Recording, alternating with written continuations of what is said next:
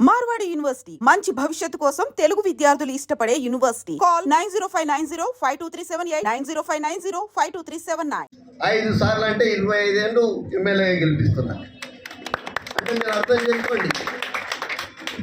మరి అలాగే నేను డిసిసి బ్యాంక్ చైర్మన్ ఉన్నప్పుడు నష్టాలు ఉన్నప్పుడు దాన్ని 400 నేను వాళ్ళకి ఒకటే మాట చెప్పిన, నేను లోపలికి రాను, బ్యాంకు లోపలికి రాను, చేస్తే కూడా నాకు అవసరం లేదు, అన్ని ఎన్ని పైసలే నాకు అవసరం లేదు, నా ఆఫీస్ నేను చూసుకుంటా, నా కుర్చీ నేను తెచ్చుకుంటా, మీటింగ్కి మాత్రం మీకు బిర్యానీ పెడతా అని చెప్పిన.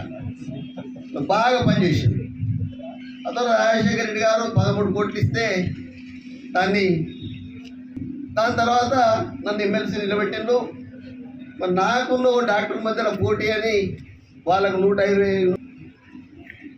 ఉన్నారు. ఎర్రబల్లులు 2 ఉంటారు. వాళ్ళు చెప్పిండు ఓ రౌడీకి ఓ డాక్టర్ మధ్యలో పోటీ అని. వాళ్ళని సిమ్లా తీసుకుపోయింది, కొండపూర్లో గోవా తీసుకుపోయింది, ఇదే బండపల్లి తీసుకుపోయింది. నేను వచ్చి వేసింది 245 ఓట్లు ఎక్కువ వేసింది నాకే వాళ్ళు. మరి వాళ్ళు బియ్యంతో ప్రమాణం చేయించుకున్నారు.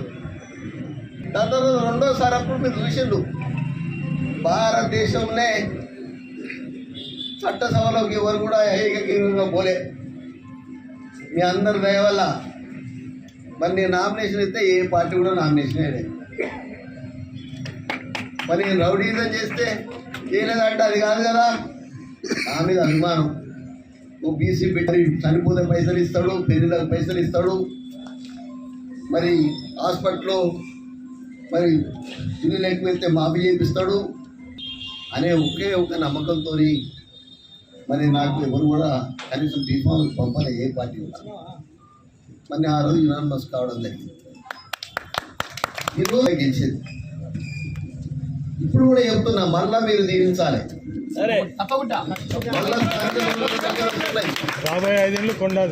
మీతోని అక్కలు అన్నలు అందరూ కూడా గెలిపియాలి. నాకేదో స్వార్థంతో ఇటుకి రాలే, మీరందరూ కలిసి ఉండి ట్రస్ట్తో మీరు పేదలకు న్యాయం చేయండి.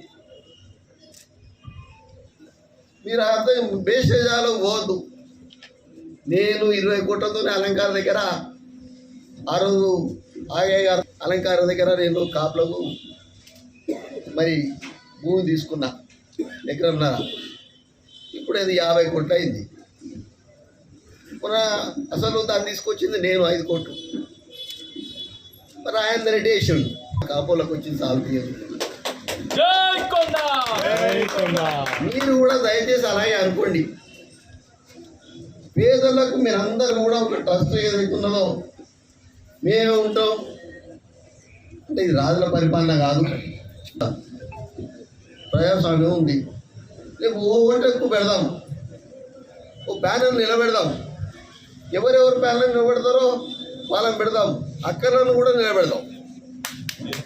మరి వాళ్ళు కూడా రావాలి ముందు రాజకీయాలు నిలబెట్టి మరి బహిరంగంగా ఓట్లు వేసి లోపల మరి ఒక అడాక్ కమిటీ అని ఇప్పుడు మీరు వేసుకొని మరి చేయవలసిందిగా నేను కోరుకుంటూ, దయచేసి మీరందరూ కూడా పైసలకు ఆశించకండి, వ్యాపారం చేసి పైసలకు ఆశించండి.